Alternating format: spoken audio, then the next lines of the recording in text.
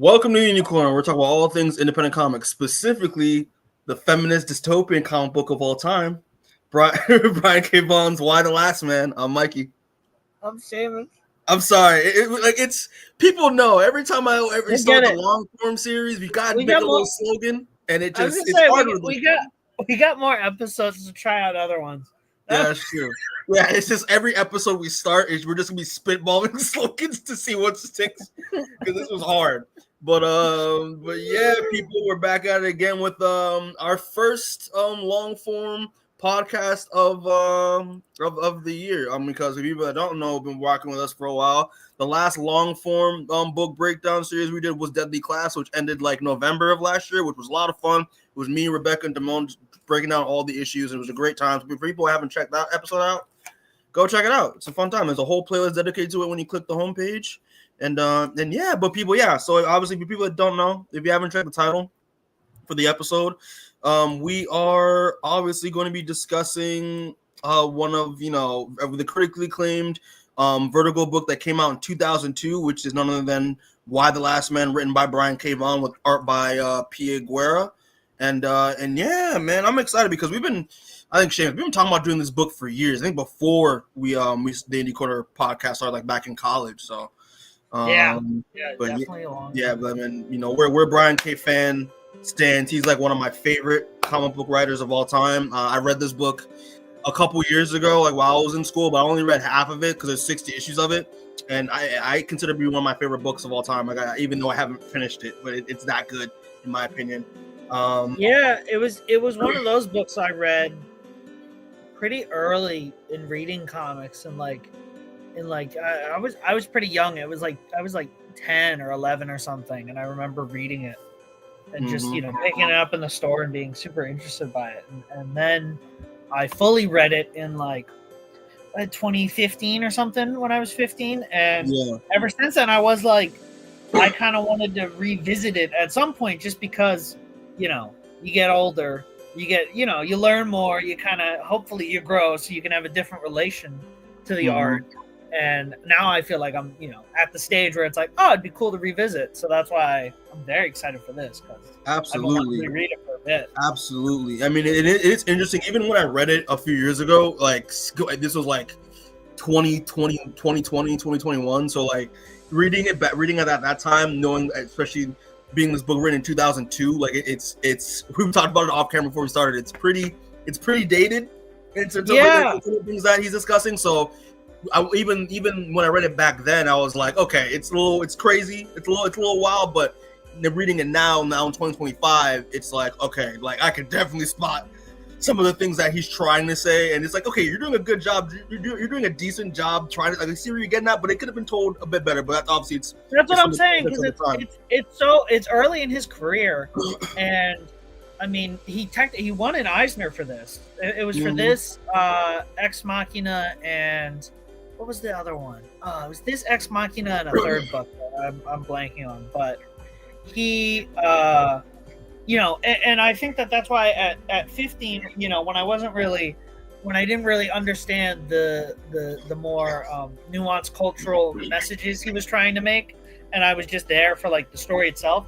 I think that's where this book really shines. Is Brian K. Vaughan is a great writer, and when you're reading this, I am locked in, despite the fact that some of it I might not jive with as much, or some of it might not come across as smooth or as cleanly as maybe Brian K. Vaughan wanted it to come across. But I think that's why this book is super interesting to me, because despite the parts that might be a little dated or a little rough, I think as a reading experience, from at least the first 6 issues that I read, it's still one that you can get locked into, which I think is really interesting. And I'm very excited to talk more about the specifics. Absolutely, man.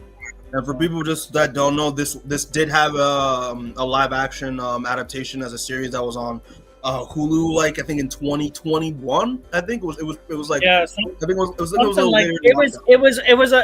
it was close enough to COVID that we were joking about it. So. But yeah, man. But I'm excited, dude. So yeah, I'm excited to go on this. It's going to be a good time to discuss and revisit this book. But just real quick, for people that I just wanted to give a little quick shout out. People that don't have them that aren't new to the channel who are subscribed already, we did an interview with artist Jay Hero, who was promoting his book Star Wielder, and as of this morning, his Kickstarter for Star Wielder is officially fully funded, with 5 hours to go. So yeah, dropping a clues bomb for Jay Hero, man. He put a lot of hard work and dedication and time to this book, and he gave us a little bit of a preview for me to read when we interviewed him. Amazing work, so I'm very, very excited for this to drop. So I mean, you have 5 hours left for people that want to donate to get a copy of the book themselves. Just go to the interview that we dropped for him, and there's gonna be a link in the description to the Kickstarter. So yeah, people, I just want to give him a little quick shout out. And as always, if you have not subscribed yet, if you're new to the channel, just finding us, please just do us a favor and subscribe, like and subscribe. We always appreciate the support on the channel, so we can make new content here. It's a good motivator for subscriptions. And yeah, people, we will get right into it. So, all right, so we're going to talk about issue number 1 real fast. So, issue number 1 of Why the Last Man, and iconic cover. I mean, this cover has been literally everywhere. So, yeah, I mean, thoughts on the cover real quick, Seamus? You have any thoughts on it? I love this cover, man. I love his weird ass fucking head. I love Ampersand looking like he's just surprised at shit going on, and I like the genome shit in the background, and it's overcovered like the big Y.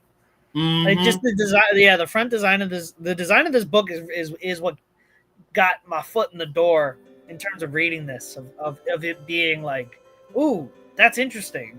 That logo, that design, the lettering on the title, like this whole thing. I was just like, this seems like a perfect comic cover in my eyes, of just like something that instantly makes it interesting. You're like, damn, who's that guy? Why is he so confused? It really does a good job of grabbing you. And just to quickly just point out, this cover is done by the legend himself, J.G. Jones. I'm a huge fan of his cover work since Wanted. That was the first time I ever saw his work, was in Wanted. Yeah. But yeah, he does the covers for like most of the for I think the entire series. Amazing. He has a really nice painted style. But yeah, it's kind of a weird painted look, and also like it's mad. It's like a little bit of like early Photoshop in here too. That's I kind of love it. I was gonna say J.G. Jones did that incredible Final Crisis cover that was like, just like that one where he's holding Batman. You're like, fuck, absolutely, that's crazy. But yeah, this is I love this cover a lot. It holds a special place. Absolutely, man. It's iconic. But yeah, man. So we'll get right into it. So the issue starts up with some little chaos happening. Like it's taking place in Brooklyn, New York. We get introduced to this woman, literally covered in blood, panicking, going to a nearby policewoman, pretty much asking for help. She's saying, "Oh my, like covered in blood." He said, "Please help me. My kids, my boys and my husband are sick. I need some help right away." The police officer pretty much says, "Listen, it's a lost cause. It's a lost cause. Like, I can't really help you. There's no point. It's too late. It's not just happening to you. It's happening everywhere." And the woman's like, confused. Like, what are you talking about? And she's like, it's the men. It's probably happening all over the world. And the police officer puts a gun to her head, looking like she's about to, unalive herself for a second. And she pretty much says, all of the men are dead. So now a little mystery going on. So cuts back to 29 minutes previously, so 25 minutes ago in Brooklyn, and we're going to introduce to our main character, Yorick Brown. And Yorick Brown is, kind of, I don't even know what to describe him, Seamus. I feel like he's kind of like, I don't know if people use this word anymore, but he's kind of like a schmuck, He's a bit of a schmuck. Like he's kind of, he's like every like white dude main character of every like 2000s comedy show or movie. You know what I mean?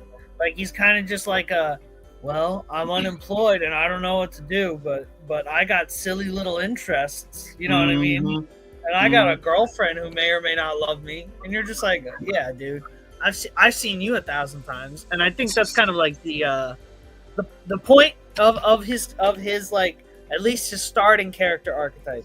He's supposed to be that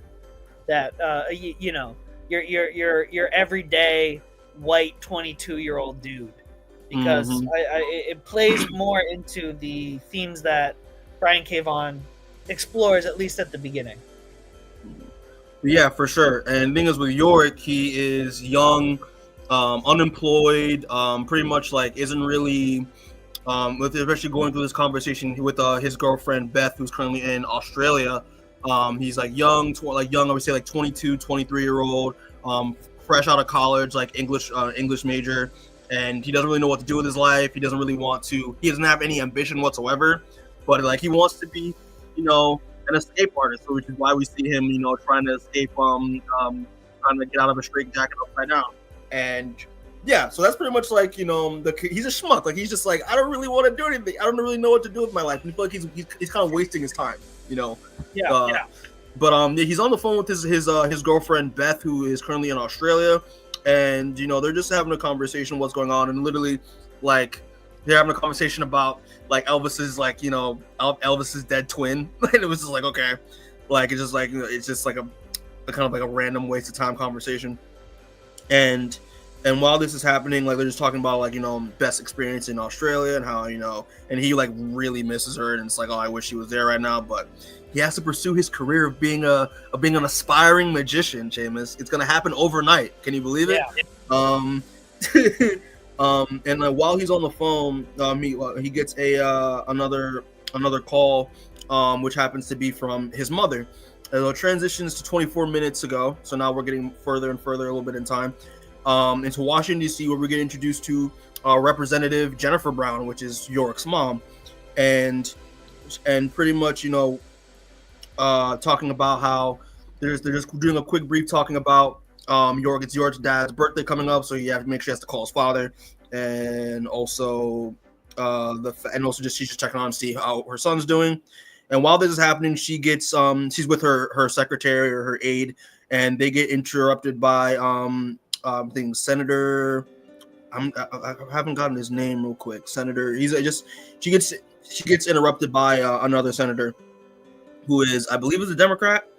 She also is represented, and she also is part of the Democratic Party, and they're pretty much having a little bit of an argument about a bill that is going to be passed that is a anti-abortion bill, and he's getting upset because she's a Democrat. The Democrats are mainly, they're mainly pro-choice, but however, Jennifer's more on the pro-life stance, and he thinks that he's betraying her party, and if she goes down this road, she has her chance of getting elected again.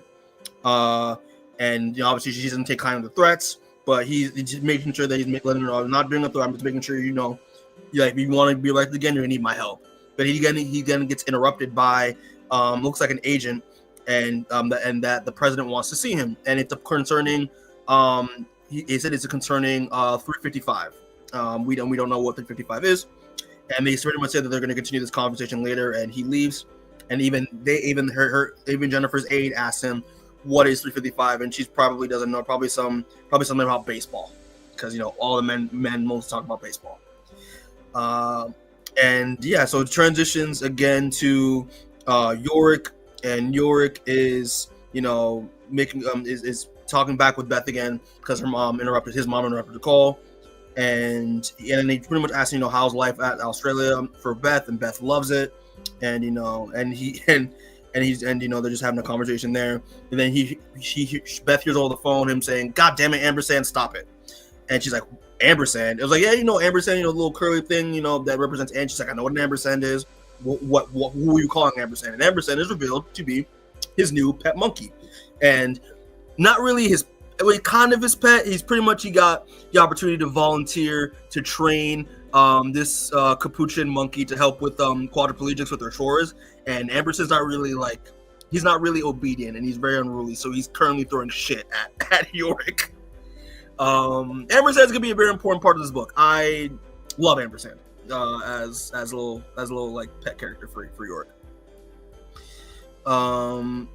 And while this is happening, Ampersand is just messing with stuff. He's taking his wallet. He's messing with the TV,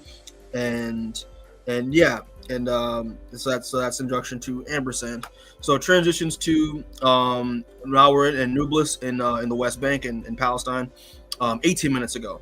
So it cuts to these U.S. reporters, pretty much complaining about the fact that they don't want to really be here much longer because of the danger, and they think that the story that they're doing is a waste of time. But we get introduced to a soldier, an IDF, a female IDF soldier who is is shooting at civilians who are throwing rocks at the reporters, which they think is a bit excessive. But we get introduced to her, and her name is, I'm trying to figure out her name because it's very hard to pronounce. Her name's Colonel Asilion. When they asked for her first name, she said that she doesn't know her first name, which I like this little tidbit where it's like because she reveals that her two older siblings passed away, and so there's a weird Israeli tradition where instead of so that the angel of death doesn't catch her, they decided to never tell her. They never spoke her name out loud, so she never knew her name. But she reveals that people give her the nickname Alter, so we're going to be calling her Alter from here on out. And Alter pretty much tells these reporters to get out because it's not safe.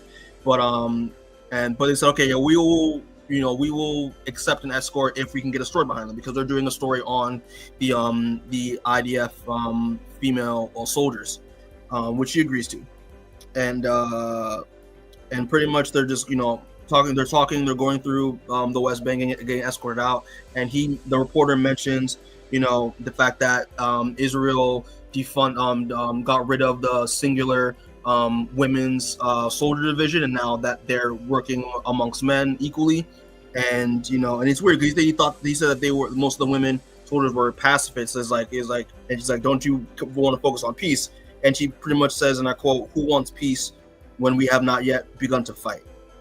So it transitions again back to Beth in Australia, and pretty much it's just Yorick going through this conversation about how he's pretty much he pretty much thinks he's agoraphobic, which is obviously the phobia of going outside, because he's so used to being inside and so used to not really having to deal with the outside world, and he's comfortable just practicing magic tricks in the comfort of his own home. And he and I like how he says he's an escape artist who can't even escape his apartment. I kind of like that little entendre there. And she's pretty much saying, "What are you afraid of?" So it transitions to Jordan, where we get introduced to Dr. Frozan Hamad, and someone sneaking up behind her, covering her mouth, telling her to be quiet. And this woman takes her mask off, and it is revealed to be the character Agent 355, who was referenced earlier. And she pretty much is tasked to get this doctor out of here. The doctor thinks it's because of her politics, because she is a very pro feminist advocate in the state of Jordan, which a lot of her political adversaries don't like. And but 355 pretty much tells her it's not because of your political views, it's because of what's around your neck, which is this amulet is called the Amulet of Helene. And pretty much what and she pretty much says, people coming after you and they want that amulet. The doctor doesn't really think of it as something very significant. She thinks it's just a regular family heirloom that's been passed around her family for generations. So she said, "Are you willing to part with it then?" But she says no, because her father said that if this amulet leaves the country of Jordan, a catastrophe like that man's never faced before will happen, which she doesn't really believe, but she just knows, but she believes in tradition. That's why she wants to stay behind. But unfortunately, while they're having their conversation, she ends up getting shots fired on her by these assassins. 355 stops them, but unfortunately, Dr. Hamad is dead, and that she alerts 355 contacts the Culper Ring, which is the secret agency that she's a part of. That she needs to inform the president that there's going to be a slight delay on the trip. And for people that don't know, if you know your history, the Culper Ring is an actual historical thing. It was a secret spy organization that was created by George Washington at the time. So I kind of like that little historical tidbit that Vaughan puts in here as well. So transitions back to Yorick and Beth's conversation, and the fact that pretty much Yorick is pretty much saying that he misses Beth. He thinks Beth is his best friend, and that there's no other woman like her. and the fact that he was he wished he would have done this earlier while he was in Australia. And then she said, but Beth stops him and saying, Yorick, but like before you say anything, something I want to tell you. Transitions 7 minutes ago, so now more for time in Boston, Massachusetts, where we get introduced to Dr. Allison Mann, who is being escorted through the hospital in the maternity wing about to give birth. And a doctor who is actually one of her former students at Harvard pretty much goes up to her and said, and trying to figure out what's going on, figure out what's going on. She said, and obviously she's about to give birth, even though she says that she isn't due for another 6 weeks, which is strange. And obviously the doctor thinks it's just regular Jackson Hicks contractions, but she's assuring him that, listen, it's not like, I'm pretty sure I'm in labor. And he's like, it's like, okay, well, like, who's your doctor? He said, I haven't been seeing a doctor, which he thinks is crazy. Which, if you're pregnant, you should have been seeing doctors for the past like 2 trimesters. That's kind of how that works. And then she said, listen, like, I want a little bit of doctor-patient confidentiality, and that, the university has been providing paternal care and performing appropriate tests on me for a while. So then, okay, he said, okay, well, who's the father? And she reveals that she is the father. And it's like, okay, so you're telling me that you're seriously going to be having your own clone, which I'm pretty sure is illegal. And she's like, listen, you can arrest me all that you want, but you can just do that once the child is delivered. And he pretty much makes a deal. It's okay, listen, I'll deliver the child, but we can't do it here. And so it transitions to Boston 4 minutes ago, and we get introduced to Boston. And we get introduced to a new character by the name of Yorick Brown. So Yorick's older sister, and Jennifer Brown, Representative Jennifer Brown's daughter, and she's pretty much having sex with her boyfriend in an ambulance because she's an EMT. She gets a call from her mom, and her mom, and I love how the first thing she tells her, she said, "Are you supposed to be overturning Roe v. Wade or something?" Foreshadowing. And she's like, yeah, no, it's Dad's birthday, blah blah blah. And then she pretty much says goodbye, and pretty much says she's gonna call him later and hangs up. And she is talking with her boyfriend Joey, who's a firefighter. He gets called into for for I guess a mission that he has to like stop a chemical fire at a plant. And she pretty much, is comforting him, and she gets judged by the other EMTs, saying that they call her, quote unquote, a whore bag because she slept with the entire catalog of firefighters in the department, which is wild. That's great. That's how you know those books from 2000. Right, yeah. That's how you know. A whore bag for sleeping with a bunch of firefighters. If a girl did that today, everyone would be high-fiving her. Right. Everyone would be like, true. Damn, you said that. We calling her a girl boss, yo. I know. It's crazy. As they should. And she's comforting him, saying just to be careful and make sure you don't breathe in any of those fumes, and that they'll continue where they left off later.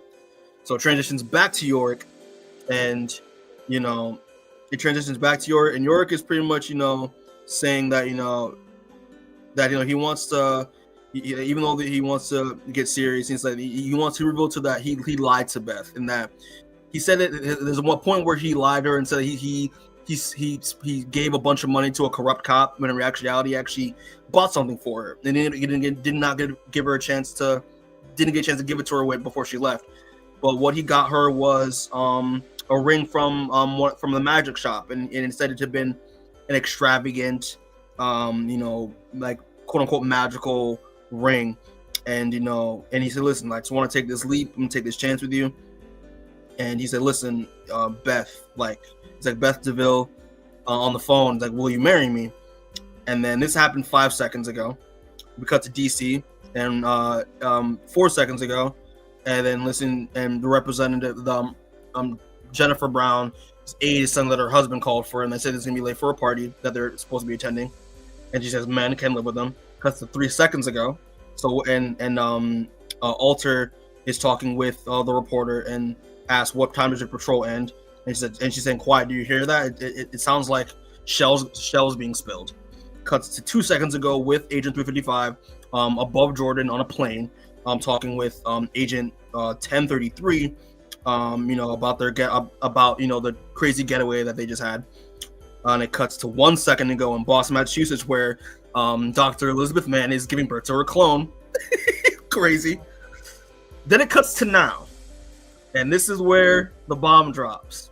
Where we see Jennifer Brown's aide start choking on his own, start choking. We see the reporter in Israel, in Palestine, start to like gush out blood. We see the pilot with Agent 355 in Jordan throwing up blood through onto the windscreen. We see Hero in Boston, where her boyfriend Joey is literally bleeding out of every orifice out of his body. And then at the same time, we cut to the Tokyo Stock Exchange the Vatican City, a random town in Indiana, in Idaho, in Amsterdam. All the men apparently around the world are dying all at once, and not just the men, because in Idaho we see a few cows die as well. So it's every mammal with the Y chromosome is just dropping at the same time. And pandemonium is ensuing. 355 had to take command of the plane, where Jennifer's trying to revive her aide. Hero's in shock because she just saw her boyfriend die with her own eyes. Allison Mann is literally in her bed. Like, we don't even see what's going on with the baby, but all the both of her doctors that were helping her give birth are dead, and she thinks that this is all her fault. Alter is going crazy and getting these random orders. And we cut to the cop from the beginning, where she says all the men are dead. And then it cuts with the gun pointing to her head. And then we hear a bang. And it cuts to Yorick. And Yorick's on the phone, talking to Beth, saying hello. And Yorick, as you can see, isn't dying, along with Ampersand. And that's how issue 1 ends. So thoughts on issue 1 of Y the Last Man, Seamus? It's pretty lit. I do like the jumping around, because normally I don't like the jumping around if it doesn't lead to something, but I do like the way Brian K. Vaughan has it all lead to the same moment in time from 4 different points of view. I think that's interesting. And I think that's why this issue works as it does, because I think without that payoff at the end, I think this issue would have been like way more confusing. You know what I mean? Yeah. So I think it ending with the big thing happening at the end, it draws you in. It makes you instantly go like, ooh, we're learning this, we're learning that. You know what I mean? I'm learning a lot, but also the plot's moving forward. Absolutely. Yeah, it introduces you to all the characters very successfully. I kind of know who everyone is at the end of this first issue and where they might be going. You know. Mm-hmm. Yeah, no, the K. Vaughan does a really good job, especially with, like, again, a very interesting structure where, like, we get to see this specific moment where this cop is about to, like, unalive herself, right? But then it cuts, and then we do all these random cuts of introducing all the characters, getting a little bit of who they are, a little bit of, like, their motivations, and then to the lead up of what causes that specific moment to happen. And at the very end, I think it's a very interesting way to introduce what's going on, you know, and not just the characters, the state of the world, you know.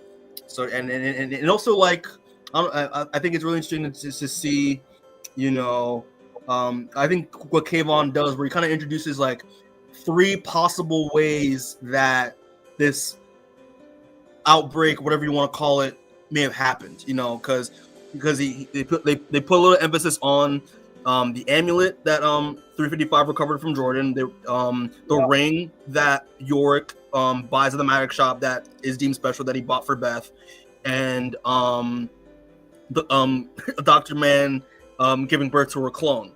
As there's the emphasis, whatever that emphasis is, who knows?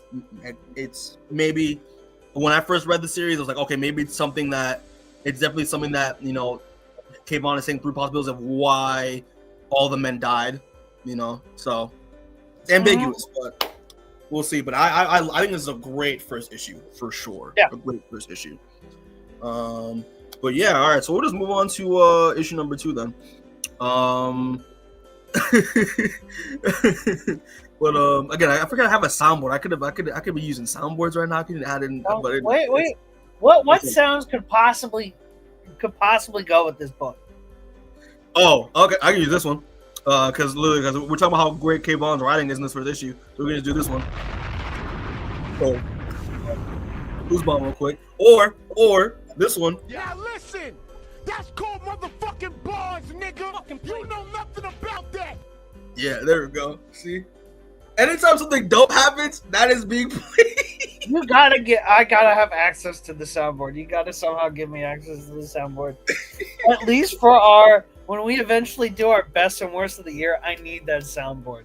Dude, I'm gonna be sounding like one of those New York DJs on the radio. Oh yeah, no, that'd be hilarious. And Funk Master Flex was telling people to put their hands in the cash drawer. I need y'all to go in the 24-hour convenience and put your hand in the cash drawer right now. Oh man, their money's your money.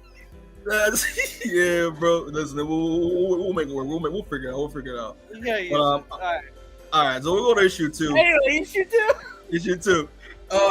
And thoughts on this cover? Great cover. I mean, listen, J.G. Jones doing his thing. What's up? Hey, her nipples. Oh, what? Oh. He drew. J.G. Jones drew really pronounced nipples on this cover. I mean, I do like incognito Yorick hunched over, and then Ampersand looking pensively. Yeah, he looks mad confused. They got boobies. They got a monkey going like, it's like perfect. It's a perfect cover. Mm-hmm. You give me boobies, a hunchback fucking gas mask covered dude, and then you give me a monkey who looks like he's thinking really hard. Yeah, I'm there. The cover is doing its job. It's grabbing. But yeah, so now let's get into the book. So it cuts to 2 months later after the event of all the men dying at once, in Washington D.C., where we see Yorick in kind of a I guess like a poncho or something. It's like a poncho, like a poncho, wearing a gas mask and some gloves, which he's been using to cover his identity because he doesn't want anyone to know that he's a man walking around. So while he's walking around, a garbage truck with a teddy bear in front of it, which a little sus because you know what that means when there's a teddy bear in front of a truck. PDF files are on the prowl. But it looks like it's about to hit him, but he dodged out the way. And we see a woman pretty much checking on him, thinking that Yorick's a woman because obviously he's wearing stuff to hide his identity, asking if she's okay, and but she knows something's wrong with his voice. But he's like, no, I'm a little startled, I'm a little out of breath, and he said, and that something happened with the brakes, but she's probably gonna get it fixed. And then she goes around the back to check her cargo, and she's saying, "Oh shit!" And he's like, "Oh, what's going on?" And she said, "Oh yeah, all the dead bodies of all the men that I found fell out." And it's just like Unmanned Part 2. You're just like, what the fuck? What? Okay. Yorick obviously, rational reaction. He freaks out. But she said, "Oh no, listen, like I can explain. Yeah, but she pretty much says that she used to be a model, but she used to be a model, and she got a boob job, which is again nipples. It was relevant. The cover was relevant to the story. But let me take issue with this real quick.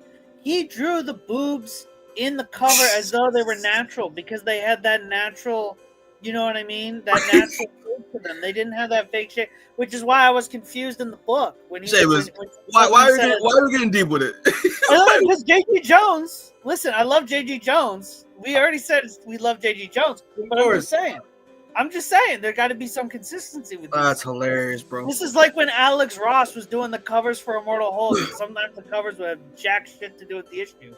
But if the Alex Ross art, you'd be like, same thing here. J.G. Jones art. I'm not gonna question it, but listen, we'll get J.D. Jones on the show at some point. Then you're gonna ask him. We'll get him on the show, and I will ask him if he knew whether or not they were already fake when he drew the cover. And he's gonna be like, "What the fuck are you talking about?" Oh my lord! But she pretty much said that she was a model and got fake boobs once she started her modeling career. But now her job is she goes around in a garbage truck and collects all the dead bodies that are in abandoned cars, office buildings because obviously they smell. And then she gets paid with cans of food for everybody that she finds. And and so pretty much like that's kind of the state of the world right now. A little dystopian. And she notices his cage, and actually no wait, he asked about where he found the gun. He found the gun off a dead cop. And he grabbed it once, her boyfriend was still. He was saying, "Well, wait, boyfriend, like, and he's not the only man. He's not the only man that's still alive." And she said, "No. Like they use a word that we're not going to use because we're not in 2002. But it's dated. We were talking about it. It's dated. Yep, very dated. You're like, oh yeah, they ripped that shit, didn't they? Yeah, they did. And but her boyfriend was a trans man. So obviously, people that haven't put it together, all the mammals with the Y chromosome have died, including trans women. But trans men have 2X chromosomes, so trans men are still alive and well out there. But she said that her boyfriend was killed by someone called an Amazon. And which New York is pretty much unfamiliar with, and they pretty much stopped assuming that they thought that she was an actual man, but a cisgendered man.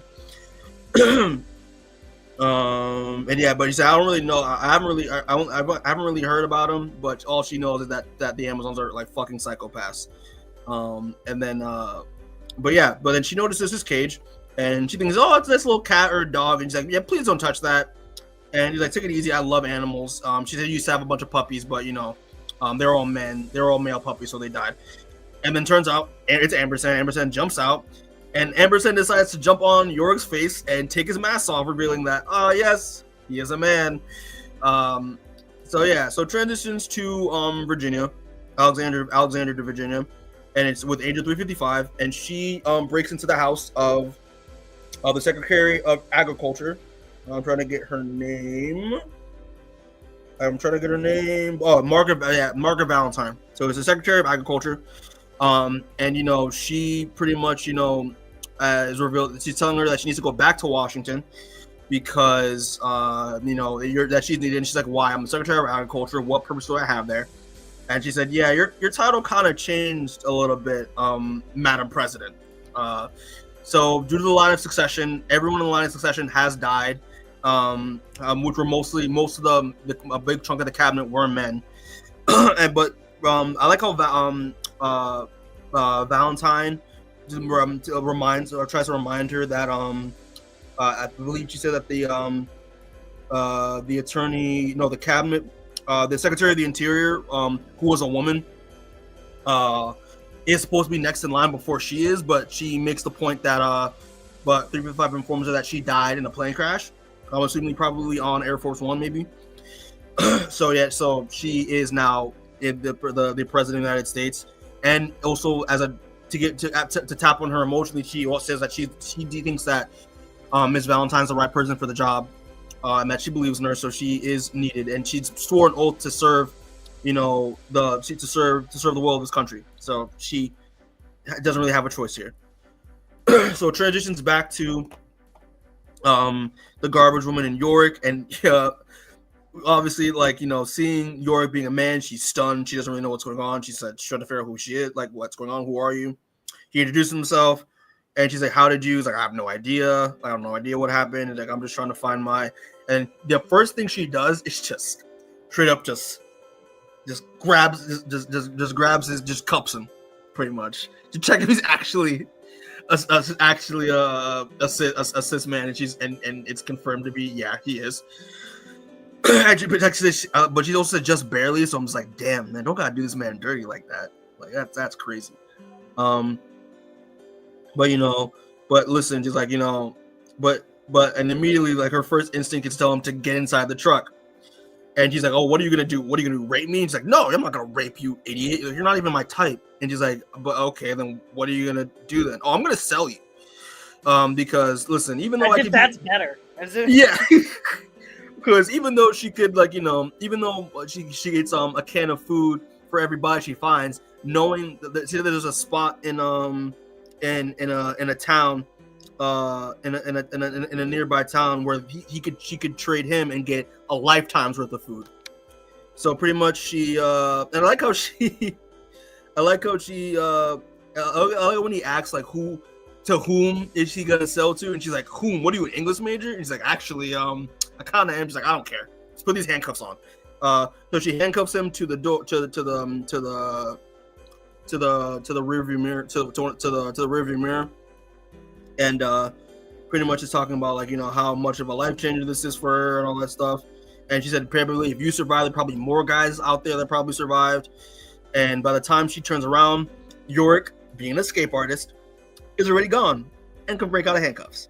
So, see, I think being an escape artist is a good skill to have in the apocalypse. In the dystopian. It's a good skill to have in anything, and also it's like hella entertaining.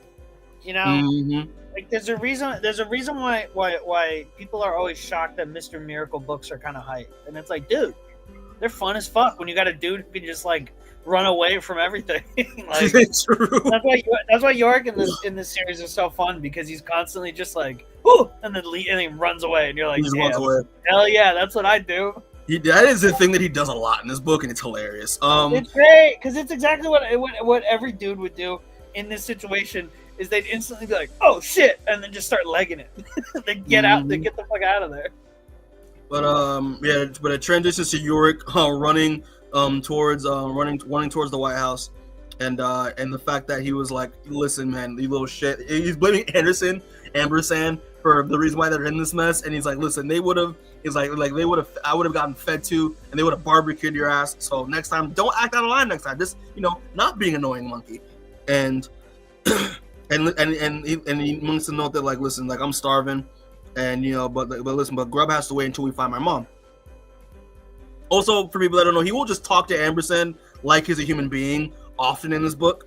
But granted, Ampersand kind of has his own little personality at times, so it kind of makes sense. So it cuts back to Jennifer Brown, being informed by one of the Secret Service men that everyone else has left home for the day, and it's only Jennifer and like one or two Secret Service women and two other politicians that are staying behind in the West Wing. And she wanted to make sure that she was okay for the night, which she said she reveals she is. Then they say, you know, they say goodnight. She goes into her office while she's in the shadows, you know, putting her face palming, you know, because she's stressed out.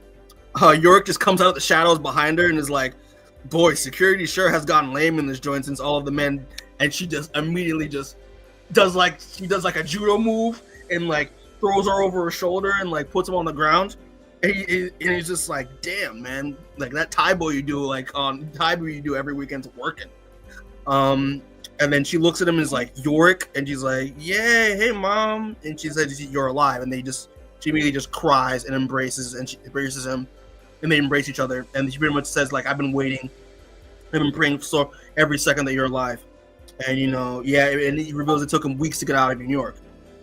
She said, "Are you?" He's like, "Yeah." It's like, "Yeah." Like, the only one? I don't think so. Like, and he asks a really important question, you know, because obviously, like, you know, Brian K. Vaughan knows we probably thought about this ahead when we saw from the first issue. But what about Dad? Is Dad alive? And she reveals that no, his dad is dead, and he gets immediately pissed off because he thought that maybe the reason why he was alive is maybe it was genetic, and that maybe his dad would still be alive. So that crosses out, you know, genetics being a thing, being a factor to why he's immune. And he kind of, like, you know, cries a little bit, and it's like, I didn't call him. I didn't call him on, and it was his birthday. So, like, he's feeling very regretful. And then she said, he asked, what about Hero? And she said, I was hoping you'd heard from your sister. And he said, no, listen, all the phones were down by the time, you know, by the time shit hit the fan.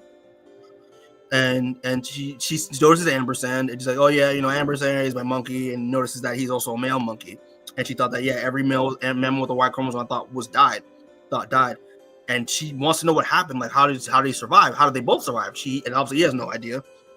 And also he said, listen, but it might be because of this magical ring that I bought for Beth, you know, because I used to propose to her right before everything happened. And she's like, what do you mean a magic ring? You're ridiculous. But wait a minute, you proposed? He's like, yeah. What did she say? She said yes. I think she did, because, you know, the phone kind of cut off, like, right when everything happened. But listen, she's like, but I'm gonna go to Australia to kind of try to find her. He's like, the hell you are. He's like, what you mean? Like, I want to find my girl. It's like, you have any idea like how important you are to the world right now? You're the last man alive. You literally have a responsibility now. He's like, listen, I don't really care about my responsibility. I just want to go find the love of my life, because she's out there. I don't know what's going on with her. And he's like, but like, listen, you have, you can't just go out on a crusade right now. Like, you have, you got to focus on maybe like repopulating the planet somehow. He was like, Mom, of course that's what I'm gonna do. That's why I need to find Beth so I can repopulate the planet with her. Like, I'm just gonna like, I'm not gonna don't just shove me to random anonymous women to like inseminate. She's like, listen, I'm not gonna whore my son around. He's like, listen, I just think that like she thinks that she has more important things to do than just doing a romantic crusade. He's like what? Oh, like preventing the extinction of the human race. And she's like, listen, like, and listen, I know you love Beth, and obviously, you plan on repopulating with Beth, but like, listen, I don't like, but like, what am I supposed? Like, she's like, I don't like, we can't just do the whole Adam and Eve thing with two people. She's like, well, what am I supposed to do? And she introduces a file, revealing that the information about Dr. Allison Mann, who we saw earlier in the last issue, giving birth to her clone, and she said, listen, I want you to talk to her. She's one of the most like top decorated geneticists that we know, and she knows way more about asexual reproduction than anybody. So the idea is, in order for them to repopulate, they want to pretty much use out Dr. Mann's expertise to make clones of Yorick. And she said, wait, didn't you outlaw cloning? She's like, yeah, I did. But this isn't the same world that it was before. And he's like, yeah, well, that's an understatement. Well, what happens next is the window blows open, which Jennifer tells him instinctively as a mother to get down undercover, and it sounds like there's gunfire outside, and she pretty much is saying like, yeah, like what's going on? Is like, I think because there was a garbage lady that I kind of like escaped from. Maybe she figured out where I was and came after me. And she's like, it's not that. It looks like there's dozens of women outside, which is insane. How many? Like, what women? The Amazons? He's like, no, it's worse. Something worse. While they both peek out the window, and that's how issue 2 ends. So that's on issue 2, Seamus. Yeah, I thought this was equally as solid. I love watching Yorick explore the world after the whole thing happened, and watching this guy just not really know what the fuck's going on. It was fun. True. It was very like, yeah, man, you might be fucked, dude. But yeah, it's a very solid second issue. Getting more insight into who Yorick is as a person and how he acts is always very interesting. And I thought it was a very solid second issue. I think it's very interesting because, like, even though this is issue 2, Brian K. Vaughan does a really good job so far of just highlighting, because there's obviously that popular thing that men say, like, yo, if the world, if all the men just died and there was one man left, yo, it'll be amazing. I'm just gonna just be around, just like, fucking repopulate the earth. It's gonna be glorious. Nope. Yeah, I know, those guys are idiots. They're dumb as brick, dude. It'd be horrific. It'd be hell. It'd be awful. Yeah, and this is, and just seeing get introduced to the garbage woman, and giving a little bit of insight of like the Amazons. What are they about?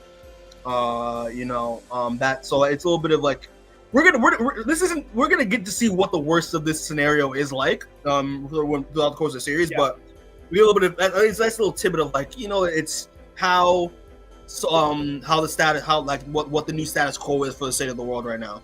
What do you think of? I like how like Jennifer realizing how much of an idiot her son is. Like, why do you think that going to Australia is your first move right now? You're literally the most valuable asset on Earth. Like, what is wrong with you? I like how, like Yorick is kind of an idiot. It's. I know he wants to find love of his life, but like, there are more important things. Like, she is right. At the end of the day. So yeah, I kind of like how that's like a big part of their conversation is like that aspect of that. Like he has more important things to do than just go all the way across the world by himself to find Beth, who we don't know her whereabouts. She could be dead for all we know. So yep. Yeah, it's good stuff. But yeah, all right. So you're good for issue number 3? Yes, sir. Bet. All right, so issue number 3 of Why the Last Man. Thoughts on this cover? This cover is kind of fun. I like this one a lot. I like how he's still making a fucking Y with his arms, even though he's jumping. Yeah, I didn't really notice that at first, but yeah, it's cool. And yeah, it's just just him escaping a bunch of women, because it's not all glorious being the last man on Earth. But yeah, it's a really, really dope cover. And we see a lot of women with guns, and we're gonna find out who these women are. What this threat that Jennifer said was much worse than the Amazons. But yeah, all right. So we'll just get right into it. So it starts off with it's a custom 6 hours ago on the interstate, on Interstate 395. So it's 3:55, and now Madam President Valentine on the interstate. I'm driving, and they realize they have to get out of their cars. Because for unknown reason, and you see Madam President complaining, and I love how the fact that you can tell the president, Margaret, isn't really the sharpest tool in the shed, because she refers to the interstate as Interstate 355 and refers to Agent 355 as 395, which is the interstate. And she's like, ma'am, sorry to correct you, but it's the opposite of that. It's vice versa. She's like, listen, I'm not a numerologist, but she said, but they realize they have to stop using their car and they have to walk the rest of the way. And she's understanding why, because the White House is miles from where they're at. And she's like, listen, we'll find a new vehicle once we reach the city, but whatever killed the men happened during rush hour. And here's the thing, there was a lot of traffic happening at that time. So we see a bunch of cars for a few miles, just in a blockade right now. So yeah, there's that.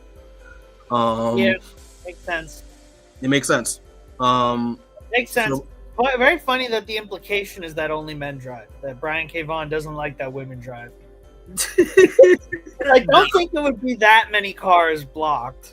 I think it would be a good amount, but this makes it seem like there were only dudes driving that day, and I don't know about that, man. Mm-hmm. It's a little yeah. We'll let it slide just because it's for the imagery, but it's for the imagery. But yeah, I don't. But yeah, so it transitions to, it transitions to, the White House, and we cut to that moment where Jennifer or Representative Brown is saying, what is the threat? What is much worse than the Amazons? And Seamus, you want to take a guess on what it is? You want to take a guess for the people what it is? Let me tell you something, Steve. I'm going Republicans number 1. Republicans number 1. Yeah. Well, it's a Republicans final answer. Final answer. You gotta get the Family Feud ding in here. Republicans for 500. I'm going Naked Grandma. Naked Grandma. Yeah, so it's either Republicans, Naked Grandma, and I don't even know I don't know what the third option is. But yeah, so what threat are they facing right outside is none other than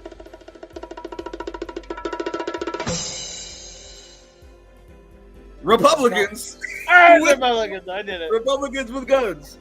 So yeah, and this pretty much revealed to be the wives of Republican senators and congressmen, who believe that because I think Jennifer Brown said that pretty much most of the men that died that were part of Congress and the Senate were mostly were a big chunk of Republicans, and there's 3/4 of the women that are left in a part of our government are all Democrats. So they believe that the Democrats pretty much started a coup and are taking over the government without and leaving their husbands' spots open on purpose to keep Democratic control of the government and to get rid of the two-party system, which obviously isn't really true. Man, so we got we gotta come. Oh, Rebecca's out here saying add the Family Feud ding to the soundboard. Yeah, I will do that. Yeah, I know. We need. It'd be so funny. Mm-hmm. But yeah. So Jennifer decides, listen, they instead of they pretty much they got to get the hell out of there. And Yorick is saying is like, when the hell did the women get so petty and power hungry? And she's like, didn't you vote for Hillary? And she's like, yeah, fair point. Hillary joke in 2002 is incredible. I appreciated that. That was like that. Okay, the Hillary joke, and then making like one of the lead antagonists like an Israeli IDF soldier. Those were the two things that I was like, okay, no matter how many like weird dated writing choices Brian K. Vaughan makes, I know he sees the vision. I know he gets it. You know what I mean? Like those are jokes you only make or decisions you only make to put in your book if you see the vision, if you understand. You know what I mean? And like we were saying before we were recording, when you read Saga, you're like, okay, he got there. He made it. He knows, but now you're like, okay, he knows, but he's like kind of getting there. He's learning, For sure. Yeah, no, like he knew it was up, like, over a decade ago. So which I like.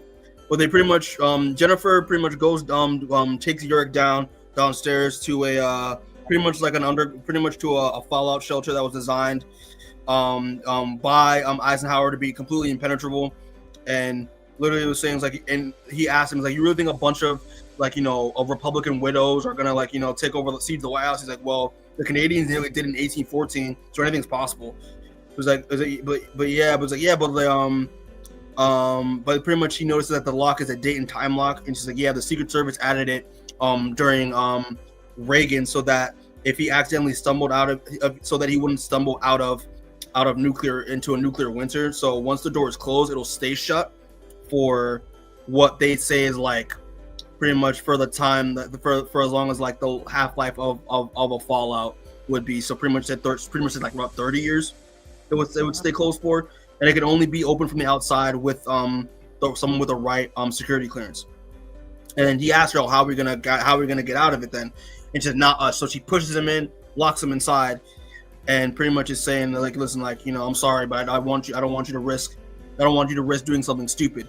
And at the same time, he's like, oh my gosh, she's gonna do something stupid. Oh man.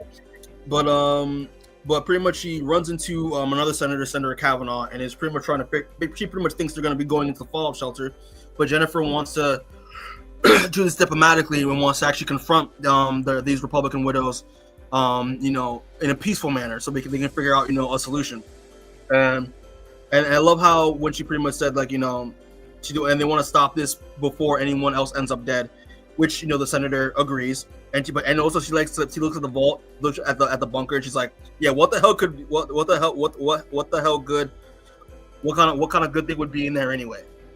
So cuts to now Yorick trying to figure out how to escape, and he realized that maybe he can pry open the door with something, and realizes that the garbage lady that we saw earlier in last issue took his pickpocketing kit, but he swallowed a tension tool in his gut in case of emergencies, and tries to regurgitate it, but he ends up regurgitating the raw piece of chicken that he ate for lunch. And then Amber, that was funny. I thought that was a great bit. That got me good when he's like, damn it, I accidentally threw up the frozen cutlet I ate for lunch. I was like, fuck, that's a good one. And to make matters worse, Ampersand tries to eat it, and it literally tells Ampersand to stop. It's so funny. It's such a good bit. It's so good.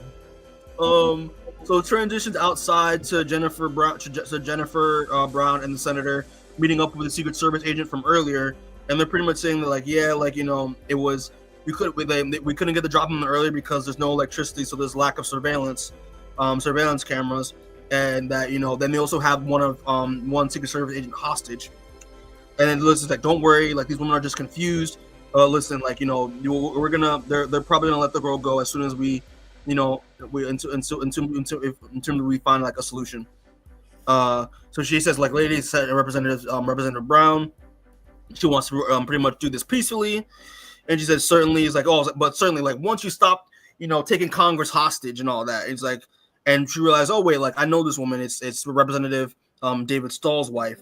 He's like, listen, I'm not afraid that's possible. It's like, why? Because, we're politicians, not royalty. Like, he's like, listen, like, and they go on a little bit of a rant about the history of, like, how in the past 45 widows have attempted to regain their to see their late husbands. He's like, yeah, but the thing is, though, those women were elected. Those women were democratically elected. And she's like, really, what about your friend? And which is the senator behind them. And she mentions that, Jerry died in 2000. I was appointed senator. So Jerry was her husband. But at the same time, she was elected by an official. And and then she goes on. It's just a bunch of just busting MAGA conspiracies, pretty much. Again, comes full circle, people. And she's saying, listen, I understand, like, what do you intend to do, but we plan on holding special elections when the time is right. And until then, you're going to be much better, doing good in your own communities rather than inside the Capitol at this time. Again, she says that's the woman, Mrs. Stahl, that's a lie, and that in order to save the country, there have to be decisions made immediately because our voices matter as much as our husbands did, and they pretty much share their husband's value, their point of view. They have a right to step in office. But the woman holding the hostage accidentally slips her finger on the trigger and kills her by mistake. And immediately the Secret Service agent, her superior, gets pissed off and starts firing shots with the blicky. So it cuts back again to Yorick. Yorick is pretty much trying to figure out, how to get this thing open. And he realizes that he isn't MacGyver. That was funny. And realizes, oh wait, there's a smoke detector up the top, and that, okay, so what happens in case of a fire? Because if a fire goes off in the room itself, they're not going to just let the president of the United States just die, die or suffocate to death. So he just has some theory. He gets a ladder out and is about to set the ladder above the alarm to make it go off, and he hopes that it will he will open up the safe as a safety measure. So cuts back again to the incident where the Secret Service agent kills the woman that kills the Republican widow that shot her colleague, and literally it starts more shots fire ensuing because now things getting tense.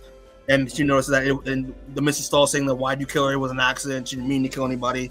She fires her shotgun and nicks the Secret Service agent in the shoulder, which it doesn't kill her, luckily. Jennifer comes to her rescue for a second, and while this is happening, they notice a car coming through the distance, and it's the same garbage truck that we saw from the garbage lady earlier just barged through. And it is revealed so that it's Agent 355 and the new president inside. And obviously she tells 355 tells her to put their weapons down, and Madam President Valentine just listen. I'm the president of the United States. I'm requesting that I'm ordering you to put your weapons down now. So she calmed down the situation, and now Mrs. Stahl is explaining her case, and now they're going back and forth. And it's talking about and how she sees that the Constitution is irrelevant due to the state of the world right now, and and now we have to. But it's a reminder. But Jennifer Brown reminds them that listen, they rule by law, not by the whims of our militias. And they're going back and forth. The president's hearing them out, and then a voice in the distance is about to who seems like the voice in the distance happens in the background, and it's Yorick revealing himself again. to them, trying to give a whole ass speech. Everyone's shocked, and then everyone's like, "Oh, who is this?" It's like, it's my son Yorick, and it's just her face, Mrs. Brown, face palming, just like an embarrassment. Yorick gives a big speech. President Valentine's telling him to shut up. Like, listen, it's not the case right now, and and pretty much orders 355 to arrest the Republican widows because to detain them, and that she would like have a word with Yorick in her office. Cuts back to the next morning. They're in the Oval Office, and now they're pretty much talking with Madam President. And then he pretty much tells his plan. Yeah, listen, I want to go to Australia, to find my girlfriend and all that stuff. And even the president sees that as a very stupid plan. But realize that, listen, you are like what Jennifer said earlier. He has intrinsic value to what the situation. He's the most valuable asset in the world right now, and we need to figure out why he's immune, to figure out how they can maybe repopulate, and so now. Pretty much he is tasked to go see, and he mentions that late. My mom, had a file of Dr. Mann. Maybe we can go to Boston and see her on the way so we can figure out what to do, what's wrong with why I'm immune and all that other stuff. And then she orders Agent 355 to act as his escort. And she's obviously very apprehensive about it. And it reminds the president that she is tasked to protect her at all costs. But listen. She needs someone to go out there. He needs someone trained who can go out there and watch his back to go to Boston, and that listen and make sure that he doesn't do anything foolish on his journey over there. And she says, listen, it tells him good luck. He's like Godspeed to both of you, and whatever you do, don't fuck this up. Transitions 3 days later to Tel Aviv in Israel, and we get reintroduced to Alter, watching kind of like a command board happening, and literally one of the superiors is saying that Egypt, talking about what's going on in Egypt, Lebanon, Syria, they're trying to expand their territory, which is very very meta, and just saying, listen, like our people are safe, Alter, thanks to you, and that all they want to do. But we can no longer have their support. The women want peace, not the world dominion. And then Alter tells her straight up that peace must be earned. And if we stop now, the phone starts to ring, and the phone's never rung before. And then she picks up the phone and is introducing herself, and someone who we do not see is on the other line talking to her, an American. And she's like, and she introduces herself as Alter. Celion, and she's a new chief general of staff. Who am I speaking with? And she said, and the woman on the line is like, that's not important. He's like, yes, it is, because because they're talking on a government line that's a direct line to the United States, to a safe house in the United States. How did you even get this number? He said, listen, none of that really matters.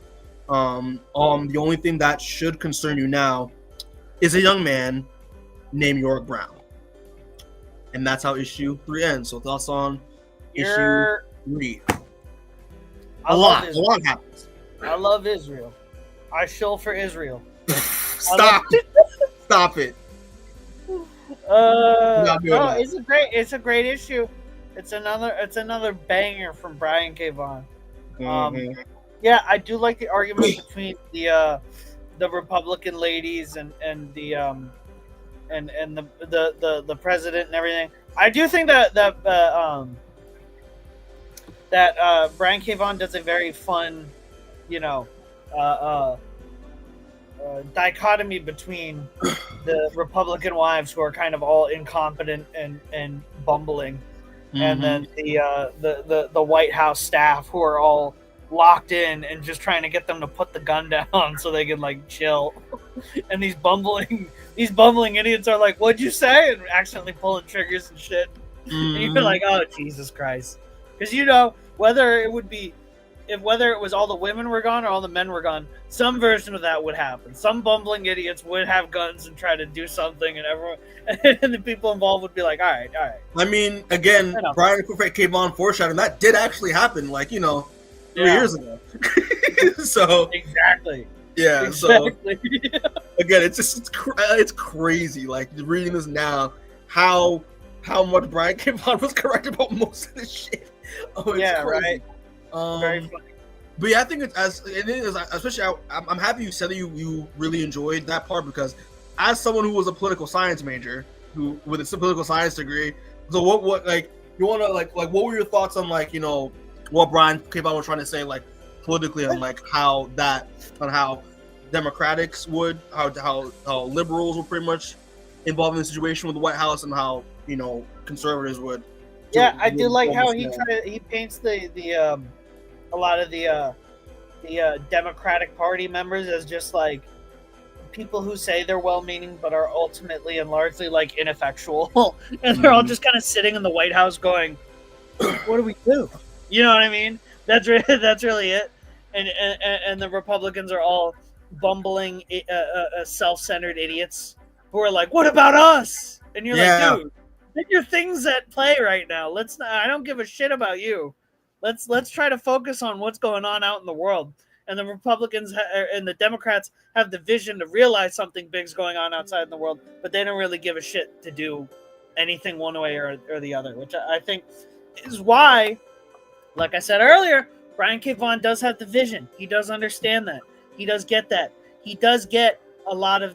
He does get a good amount of the commentary between gender and politics and how all that intersects. It's just sometimes he is a white dude in comics in the 2000s, and sometimes that slips out.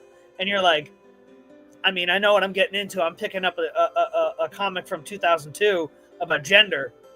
I kind of already know what you know what I mean? I know it's not going to be perfect, but he, for the time, certainly he does a very good job and a very interesting dissection of both the nature of politics and the intersection of gender when it comes to politics, at least in this issue too.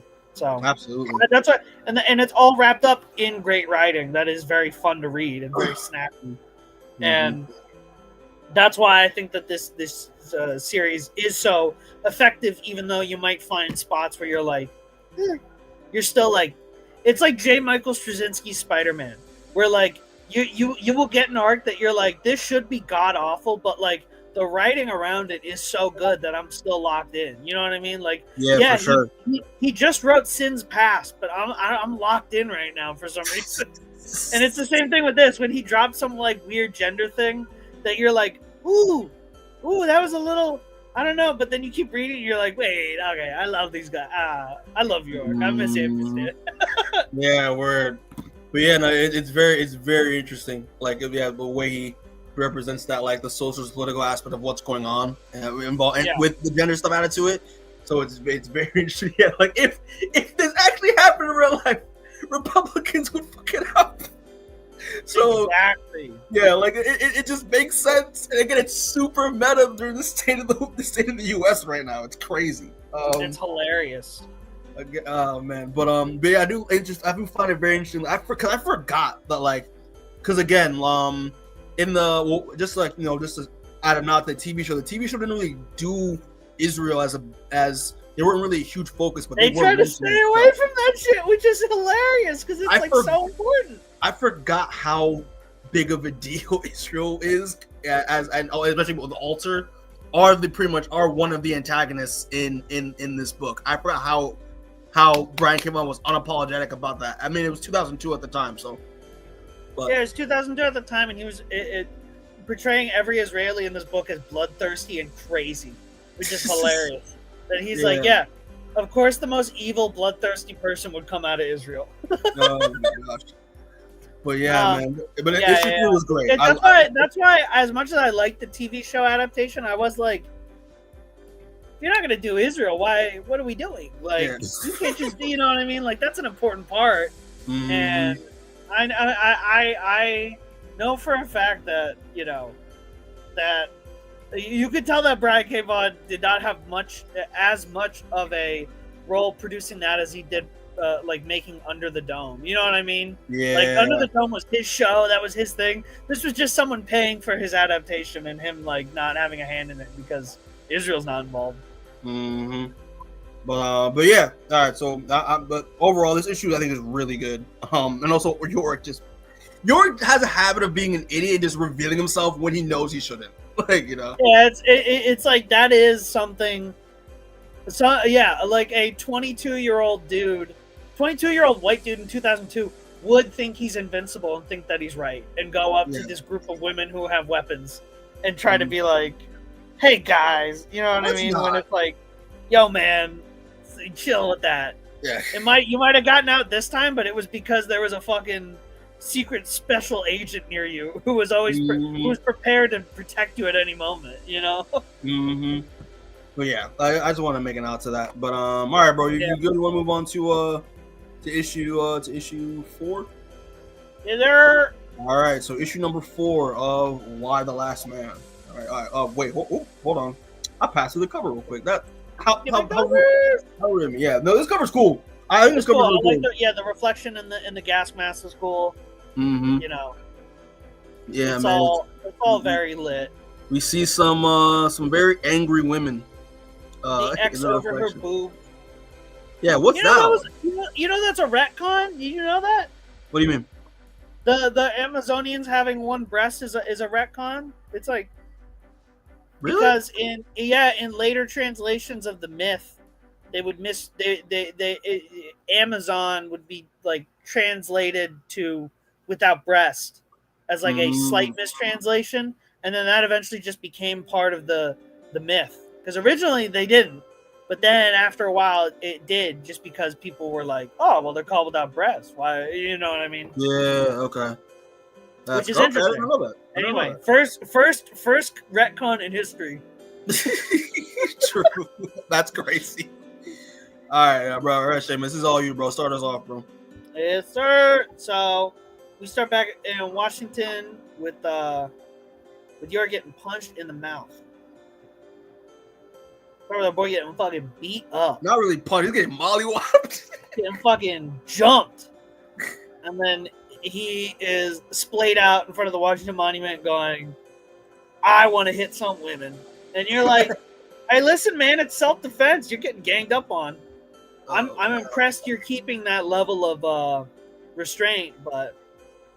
And then we do, the normal Brian K. Vaughan bit for this series, which is jumping back in time to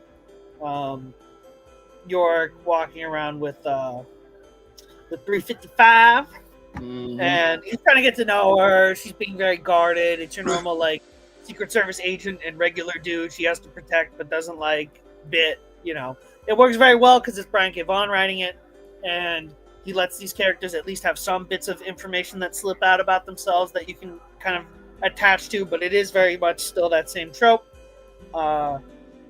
They kind of agree that they kind of need some form of transportation to get up to Boston, while Yorick is still kind of like, calling her out for kind of being a bit of a hard ass and is like, whatever, I don't even want to really be on this mission. I would rather be going to Australia, but like, at least we could at least try to like lock in and talk to each other. And he slips up, gets her to accidentally mention her parents are dead. He feels bad, and she's like, man, I don't give a shit. And then Yorick reveals some stuff about his family, about his sister and his dad being a teacher, teaching drama and stuff, and that's why he's named Yorick and his sister name's Hero, because they're named after Shakespearean characters, which is, I love that. And I do like the fact that like Yorick states that like, oh, we kind of lived up to our name because Hero became an EMT and I became a fucking loser because Yorick is the dead clown in Shakespeare. Yeah, which I'm like, that's funny. That's good. Awesome. That's a good use of the fucking name. But yeah, and then he hears singing and he's like, what is that? And she's like, it's coming from the shrine. And he learns that one of the monuments in DC has been turned into a monument for all men. And he's like, which monument? And she's like, the one that looks like a big dick. Yeah. The Washington Monument. So yeah, boy. She's sitting in front of the Washington Monument. I like that page a lot. I just love the one that's like, oh, what shrine is this? What monument could be the shrine for men in all of Washington DC? Oh, what shit with a cock, man. Yeah, and I love that. I love that bit on the next page where he's talking about that.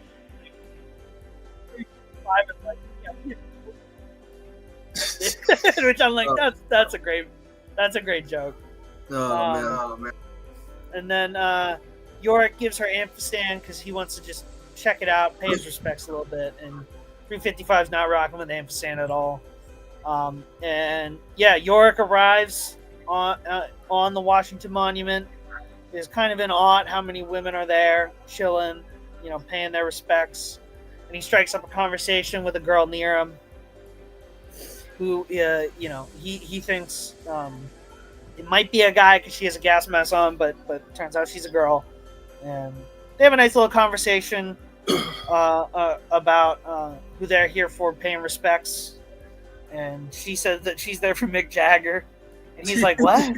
And then she's like, yeah, dude, all of these great musicians that I absolutely loved are now gone in an instant. Like, you used to be able to mourn them one by one, but now you got to mourn all these people at once, and it's kind of rough. And and then they start talking about music, and that's when the Amazons show up on their motorcycles. Dun dun dun. Oh, dude, it happened. What do you mean? AJ Lee's back. No, she's not. Yep. Holy I just shit. watched it. Holy shit. All right. I mean, pause. Listen, nothing more apt for Why the Last Man recording is to pause to respect a woman. Yeah, hold on. Yeah, I mean, Mikey, let us pause this podcast. Yeah, so we can respect a woman. Yeah, I'm sorry, guys. Yeah, listen. AJ Lee's back in WWE. This is like my favorite WWE wrestler of all time. Yeah, we gotta pause. There has to be an overlay. There's an overlay for it. She's skipping to the fucking ring. We're back, baby. Oh my god, we're back. Hold on. Let's wait, hold light on. It up. Real quick. And just pause real quick. Just like we'll be right real back. Quick. Mikey's gonna clip this later, and it's actually gonna go hard.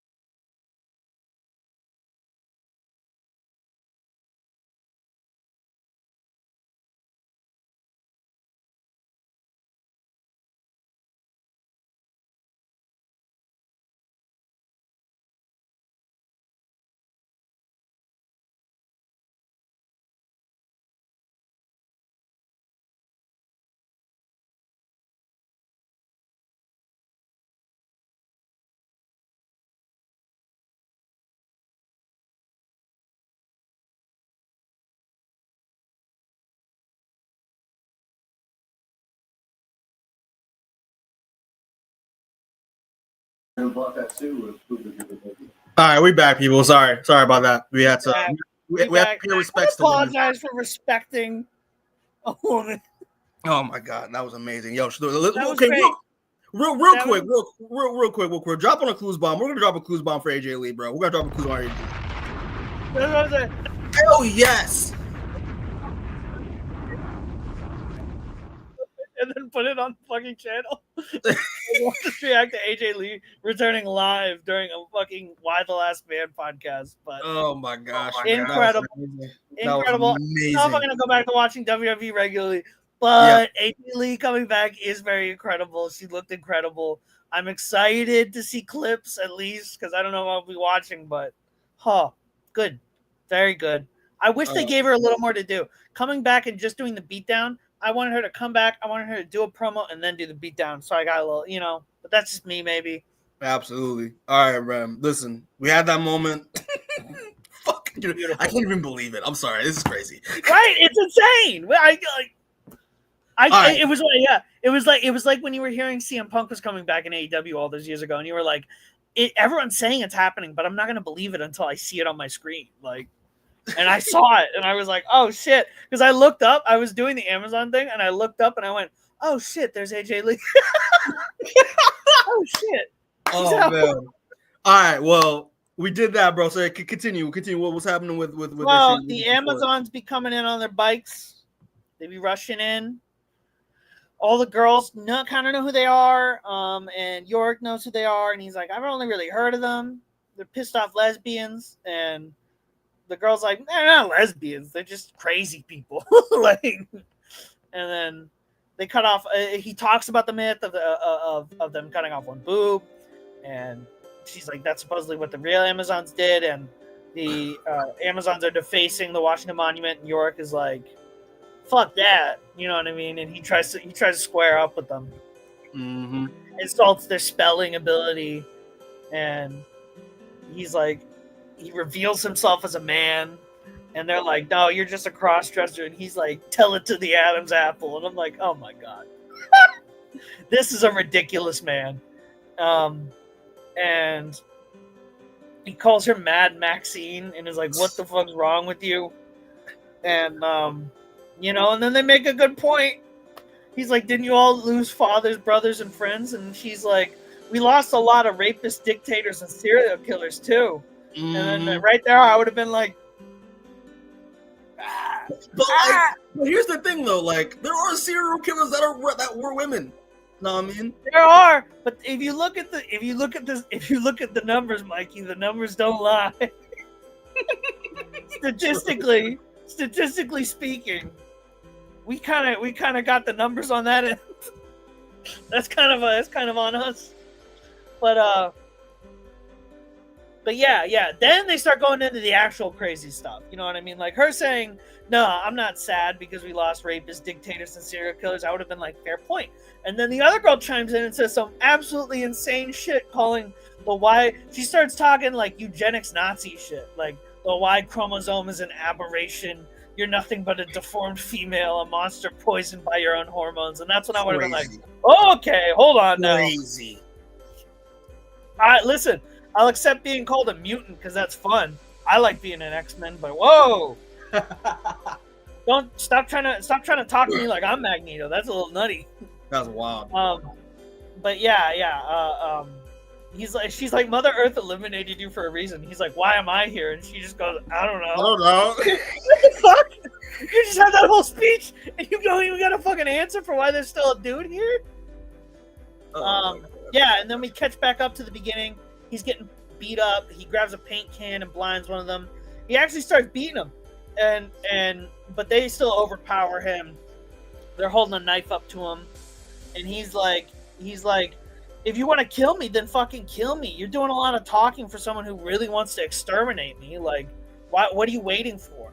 And then that's when 355 shows up with Ampersand and is like, yeah, all right, that's enough. Like, I've seen enough. And the lady with the knife tries to go at her, and Ampersand just like, and 355 and Ampersand just like one punch her, and she's like, yeah, get the fuck out of here. And then the rest of them run away, and 355's like, Yorick's like, oh damn, that was like, you made it just in time. And she's like, no, I've actually been here the whole time. I was watching that whole thing. I just wanted you to learn how stupid it was to like reveal yourself like that because it's not safe really for you anywhere. And he's like, where do you get off on lecturing me? And we're the same age. And then she's like, then start acting like it. You're acting like you're 12. And he's like, acting like I did that whole thing. And she's like, she has this great shot of her totally not believing him and him telling Ampersand like it was part of the plan. Him bullshitting. I just love the fact that in this conversation she's was like, out of all the men to be alive in this situation, why did it have to be the freaking 12-year-old in a 22-year-old's body? Yeah, right. Like it's great. Just like anyway, and then we cut to the Baltimore Convention Center. Some girl's talking about how she beat Bobby Fischer in a private match when she was 13. Sure. Yeah, dude. And my girlfriend goes to a different school. Like private match when you were 13, I'm sure. I did think about this when we get introduced to Victoria here. I'm like, is she lying just to manipulate these girls or no? That's what I'm saying. Barring any kind of gender, if anyone told me that, I would be like, no, I don't believe you. Like, if anyone came up on the street and was like, I beat Bobby Fischer in a private match when I was 13, and I'd be like, yeah, dude, and I fucking went on a date with Zendaya, dude. Yeah. Oh, sure, pal. But, yeah, we get introduced to Victoria, who is the leader of the Amazons. I don't know why they're based out of the Baltimore Convention Center. Maybe they really just fuck with Baltimore Comic Con for some reason. But Brian K. Vaughan was just like, I like Baltimore Comic Con. I like the look. I mean, he's gonna be there this year. But, yeah, she is interrupted by one of the girls who 355 punch in the mouth, and Victoria's like, it's okay. And then one of the girls was like, we ran into a man, and she's like, are you sure it wasn't someone? Are you sure it wasn't a trans man? And she's like, he was real. He was a real guy, which I'm like, dude. I don't know if I like the verbiage of he was real, but like, yeah, true. Dude, we're in the 2000s. He doesn't know better. I'm letting it slide because I'm like, you don't know better. It's fine. I understand what you're trying to say. I'm not going to nitpick it standing all the way over here from 2025 where we know a lot more, I'm just going to be like, that's tough. But yeah, she tells Victoria about the plan that she heard.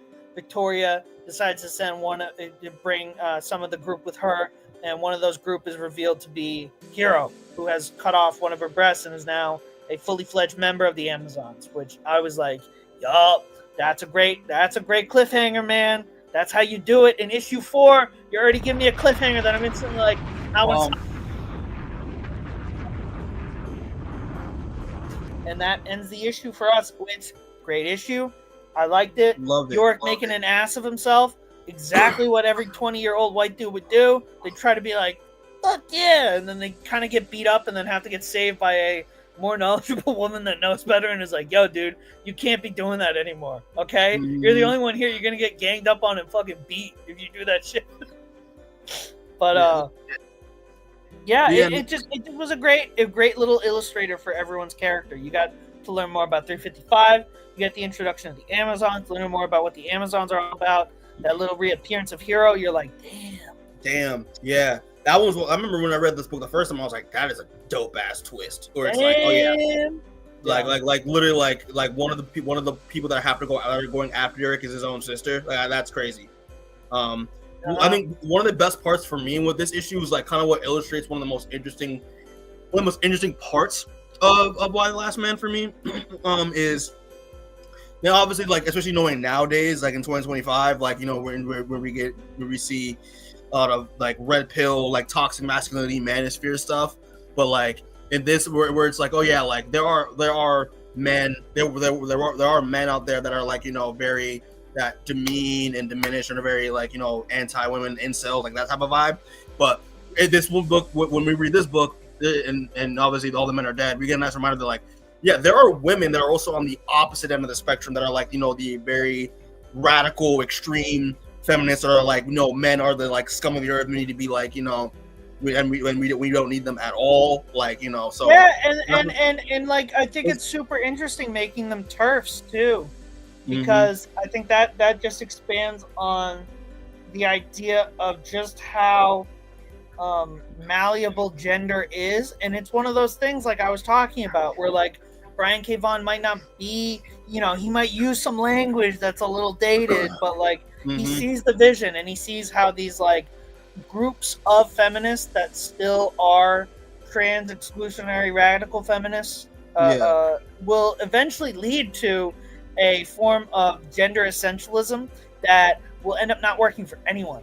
Because I think the point that I think you know Brian K. Vaughan realizes, and that a lot of people need to realize, is that we need to get to the point where like gender's not even really a thing, because gender is a social construct. Sex is a scientific, you know, sex is the scientific thing. Gender is the social thing, and gender doesn't really exist. You know what I mean? So that's why it is interesting, and it's why I trust Brian K. Vaughan, because I'm like I see the vision making one of the villain groups an IDF crazy bloodthirsty lady who's trying to like kill everything, and then the other group a trans exclusionary radical feminist group who's trying to kill all men including trans men. You're like, yeah, he gets it. He does get it.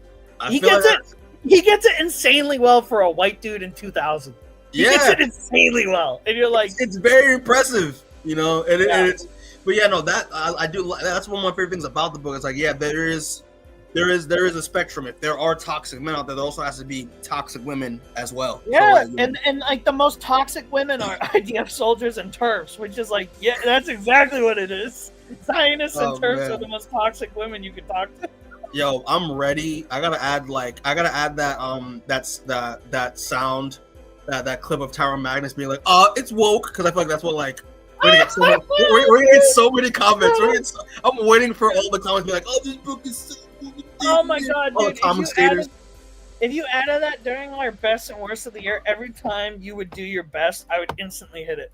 Every new best you do, I'd be like, "Oh, that's well." We'll be able to get through the podcast at that point. Yeah, we're gonna get so much smoke, and I'm waiting for it during this series. I'm ready. But yeah, no. Overall, this issue I think is my favorite one out of them all. Outside the first issue, I love this issue a lot. So yeah, the Amazons are. Amazon, and that's no good. Also, I forgot to mention that, like, I forgot to mention in issue 2, with the garbage lady. I think either it was in this issue 2 or this issue. It's also rumored that like the Amazons are also destroying sperm banks as well, to make sure that like no one can that all semen samples are destroyed, so that there is no chance for repopulation. Because they view the semen as impure because it has the potential to contain the Y chromosome, which I'm like, yeah, that's interesting. That's cool. I fuck with it. Yeah, so it's again, that's the thing with me too. It's like I find cults so fascinating, and this is the Amazons are they're obviously they're cutting their own breasts to show allegiance, but like they're straight up cults in this series. So yeah. So I think that's an interesting aspect. All right, so yeah, I think we're good. So we'll move on to issue number 5, last issue. All right, so issue number 5 of Why the Last Man. And thoughts? I love this cover. It's great. It's a great cover, dude. The chains and the shit. A little kinky, but it's great. It's great. This is what Tom King wishes his Mr. Miracle was like. He couldn't get there, but you know, this cover got there. This I honestly thought this cover was kind of foreshadowing what we're going to experience in Volume 4 with Safe Word. That's gonna be like an episode I can't wait for us to do is Safe Word, because we talk about that volume. When we met, we talked about that volume a lot because it was such an interesting issue. But yeah, no, this cover I think is my favorite one. It's very interesting, because dreams are a big is how the issue starts. So it's very interesting to see like the symbolism behind what this cover represents, of the chains and, you know, the submission, the gas mask, the female, like the female lips behind it. It's a lot of give a little bit of foreshadowing. I like it a lot. Yeah. So, issue starts out. More major foreshadowing. Exactly what's on the cover. You're already getting it. Yeah, I don't have the image because I can't show it. Yeah, well, I mean, can we not? It's not exactly explicit. I mean, It's too late. I'm not grabbing it. So. Well, it's a nude Beth who is covering herself still, and Yorick wrapped in chains, and he's in a dream sequence, and Yorick is like, she's telling him not to come to Australia, and he's like, why? And she's like, don't look for me, and she starts bleeding like all the men did, and then he wakes up. They're in Boston. 355's watching over him. He's like, what the fuck? And she's like, yeah, dude, you were having a fucking nightmare again. And he points out that she was knitting. And she's like, what the fuck about it? And he's like, I didn't know you like did stuff. And yeah, I thought you were just like, all the time. Yeah, and she's like, yeah, I do stuff. Like, I fucking learned it from my grandma.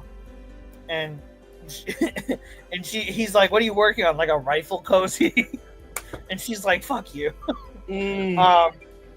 But then they start talking about continuing their search for Dr. Mann, and she makes a joke about how Southie's racist, and then they move on to looking for Dr. Mann, figuring out what's going on.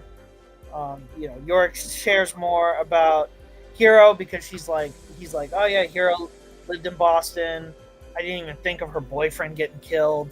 That must suck for her. That must suck for her. To find her. It's very passive. It's like, if she had a boyfriend, probably died, probably sucked. Yeah, and he's like, damn, it's been like 8 weeks. I didn't even think of that dude, which I'm like, hilarious. And then it cuts to Connecticut. In parallel with what's going on, the Amazons, including Victoria and Hero, find this girl hiding out in the woods, and the girl was riding one of the Amazons' stolen motorcycles, and the girl's like, "Fuck you," and Victoria, the girl calls Victoria a cunt, and then Victoria goes in this very long sermon about the origins of the meaning of the word cunt, where it comes from, about how it actually became from Kunina, the Roman goddess who like protects sleeping infants, and it means all knowing and all powerful. And how men, it turned it into a word that was demeaning and meant to be, lesser. And then the girl is like, all right, I might be a cunt, and then spits on her face and says, but you're just a bitch. I'm like, hilarious. Hilarious. It's like, fuck you. But then Victoria goes back on, which is, I think, even funnier. Victoria goes back on that entire sermon and is like, kill this whore. Kill her. And you're like, yeah, you're posturing half of this bullshit, man. I knew it. And then Hero's like, just tell us where you got it from. And then the girl starts talking. It's like, I bought it from 2 women. One of them was wearing a gas mask, and so I traded some food for it. And then Victoria's like, no, I said kill her. And Hero's like, no, she's giving us the information. And Victoria's like, well, do I need to know you're loyal? And then Hero pauses, and then after a moment blows her head off. And Victoria's like, you did good. You did very good. And you're like, and she's also wearing this librarian ass fit. This fucking librarian ass skirt and like jacket combo. And I'm just like confounded as to what the fashion in the 2000s was, but it is what it is. But yeah, so after she blows her head off and everything, we cut back to Boston with and real quick, bro, mind you, I think this is the first person that Hero's killed so far. Oh yeah, no, 100%. Because she's already like, you look at that panel on the second page on the bottom left, she is stone cold. Like, I can't believe I just did that. But yeah, so then we come back to Boston with Yorick and 355 trying to break into this building. They believe it's where Dr. Mann's lab is, and then when they enter, they see a light on, and they're like, "Oh shit!" And so 355 goes first and tries to call out to Mann. Mann jumps out from beside the doorway and tries to hit her with a crowbar. She misses, and Mann's like, "Who the fuck are you?" And then 355 introduces herself and, discusses what the fuck's going on. And it's like, hey, we're trying to help you. She's like, you're trying to help me with my breast cancer research? And 355's like, why the fuck are you doing breast cancer research? We're all going to die anyway. And she's like, well, if we're all gonna die, at least we can die without like, not die horrifically. And she's like, I stopped my cloning studies after, after I made a mistake that caused all the men to die. And she's 355's like, what? And she's like, my clone child killed everyone. And I'm like, wow. Dr. Man's crazy, but she's like she's not evil crazy. She's just like guilt crazy. But she was like, yeah, as the child was being born, that's when it happened. That's when everyone died. Like, I fucked up. I cloned a human being, and I cloned my nephew, my brother's son, and when he was born, he was the Antichrist. He killed everyone. And 355's like, are you sure cloning did that? I don't think cloning would have done that because you didn't even get the baby out before everyone died. And she's like, I'm not crazy, okay? It is my fault. And then that's when Yorick shows up and is like, I mean, it's obviously not if I'm here with Ampersand. And she's like, oh my God, is the monkey a male? And he's like, what? I'm a male. And she's like, no, I know. It's interesting that one of you survived, but two of you, there has to be some connection. There has to be something we can find out that two males survived. And that's when he just starts talking about Ampersand to her, and she's obviously very focused on Ampersand. But I love like the freak out where it's like, no, my clone baby killed everyone, and it's like this is the obvious case, and like especially when it comes to like especially when anti-vaxxers think that like injecting fucking babies with vaccines causes seizures. Shout out to Dr. Mike, dropping a clues bomb for Dr. Mike because he made the great case. That was good. This is a great case here of like causation isn't correlation. Just because you had a baby and then conveniently all the men that right after was trying to be born doesn't mean that even if you didn't have the baby, all the men would have died anyway. Yeah. Like, yeah. So she's just Yeah, it is a very the plague I like can be a metaphor for a lot of things, which is why I enjoy the idea of it so much. But absolutely. But yeah, Dr. Man tries to push through. Dr. Man tries to get some test stuff from Ampersand. Ampersand freaks the fuck out and jumps out the window. And Dr. Man's like, oh shit. So then it cuts to 4 hours later. The lab's empty, and that's when the Israel show up. The Zionists, the Israelites show up, and they're over there talking about how much it was a waste to come to the States because there's no one even in there. And they're like, no, a dude is here. Look, his boot prints left on the floor. That's obviously a man's shoe. And they're both like shocked by the idea of a man being still alive. And, they're questioning the validity of the information they got and then what to do. And that's when Alter gives the order to do something, which you'll find out in like 2 pages. Then we cut another 6 hours later. So now it's been 10 hours since they left the lab, and they finally found Ampersand, and they're walking back. And Yorick's surprised that the sun's coming up, and it took him so long. And he's got to get a fucking leash for Ampersand. He took. But yeah, she's like, okay, well now that we got Ampersand, I can harvest some of the cells, and I can start running some tests on why you survived. And they turn the corner, they look at the lab. The lab's completely on fire because the Zionists cannot leave anything intact. They gotta destroy everything. They gotta kill everyone. But yeah, Dr. Man's in awe. He's just like, fuck. And then they're trying to figure out why the fire got started or what's going on. And then Yorick's like, well, you gotta have backup samples, right? And she's like, I mean, I do technically, yeah. I have a contingency site. And then 355's like, cool, where is it? And she's like, it's in fucking California. And both Yorick and 355 are like, you're like, oh. Oh shit, this is gonna be way longer. And then Yorick's like, I should just get past to Australia at this point. Fuck it. I don't get like that's this. I was already straining myself trying to get through this, but now that we got to go to California, I might as well just keep going. Go to Australia. And so, are they? And so then they decide to kind of group up, and they look to Yorick, and Yorick's like, let me think, man. And it just zooms out while he's thinking, and then that's the end of the issue.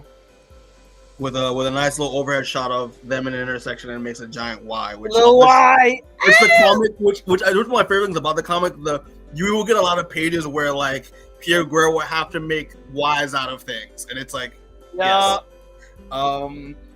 But yeah, man, thoughts on this issue? This issue is also good. This issue is also a banger. I really do like the fact that we get a little bit more of how the Amazons work in terms of, in terms of what they do, intimidation, fear. We see Victoria, the way she operates, how like literally like if someone doesn't give her what she wants, the answer is kill them, put them to death. Yeah. And convincing her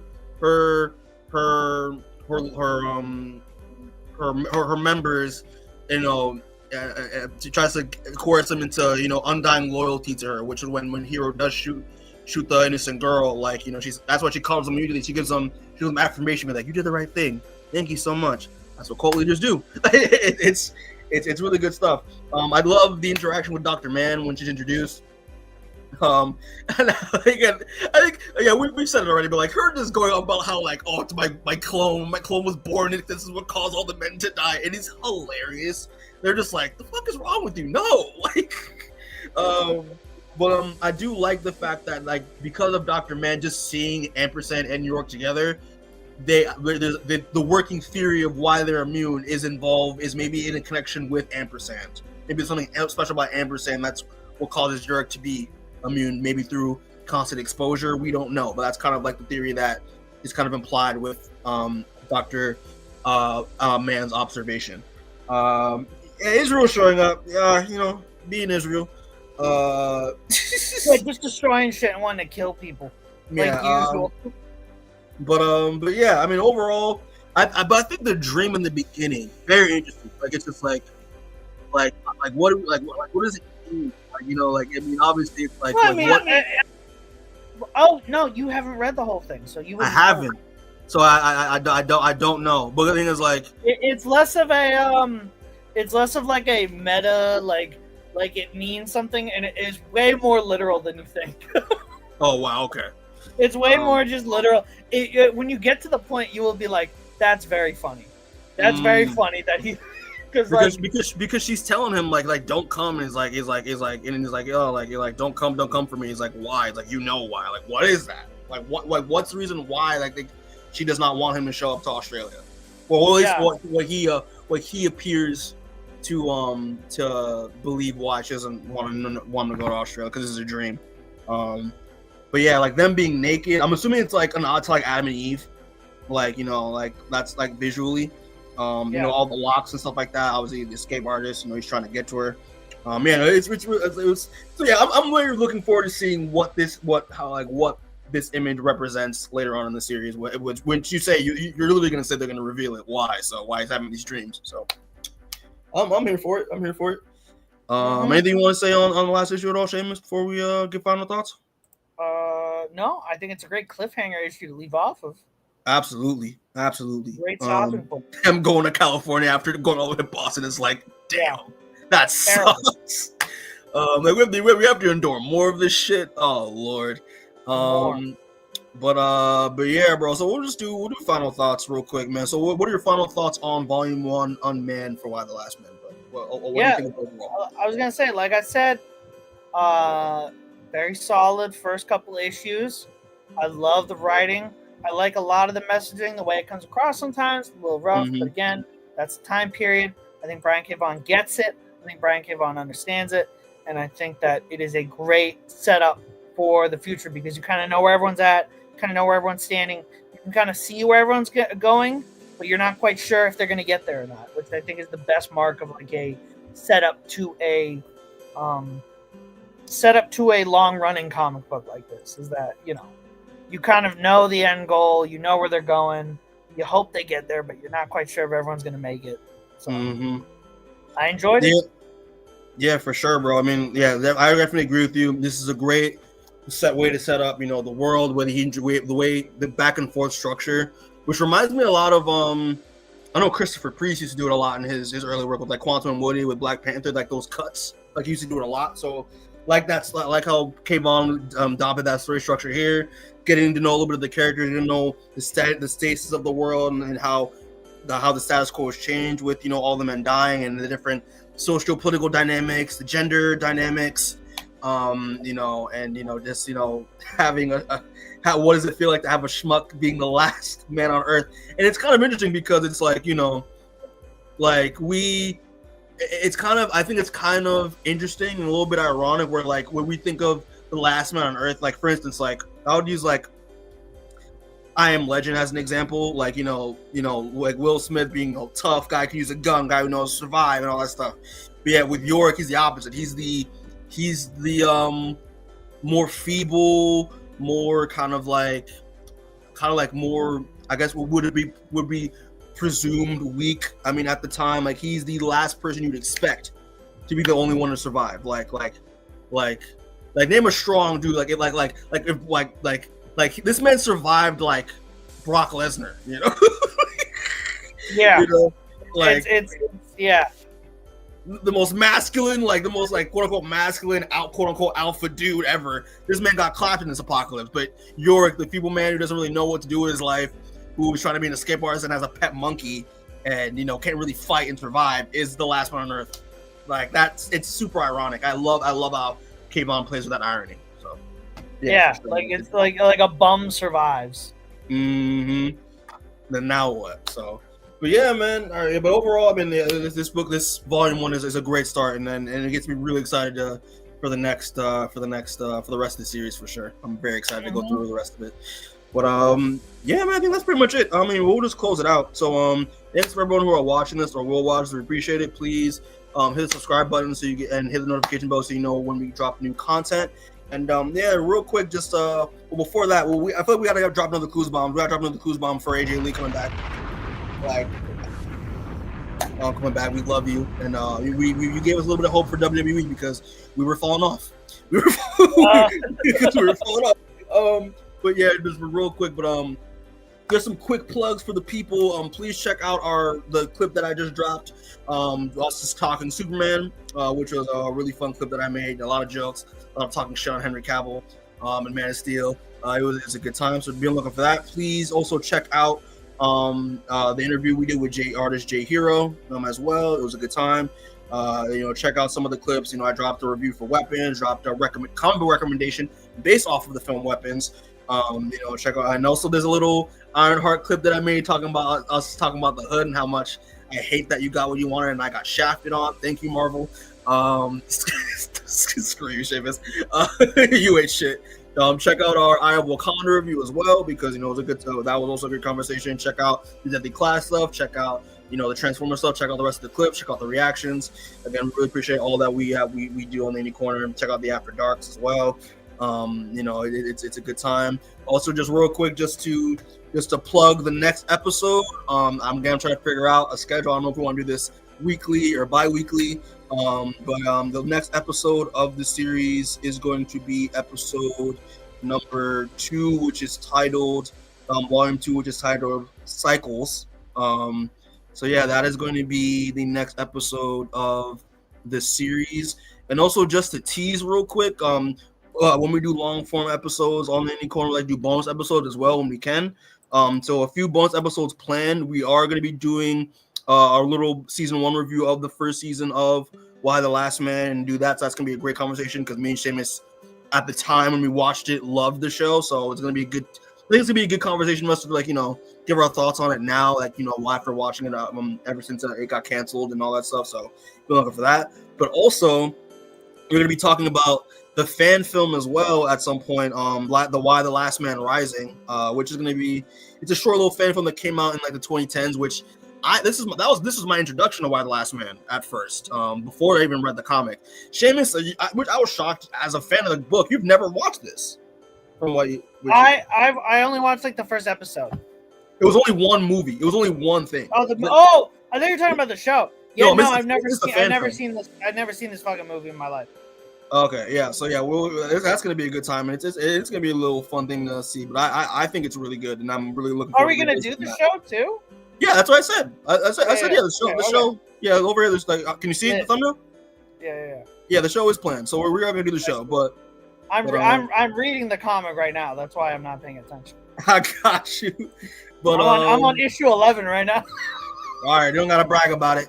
But as always, people, we love y'all. We appreciate y'all, and we'll catch y'all next one. All right, peace. Peace, y'all.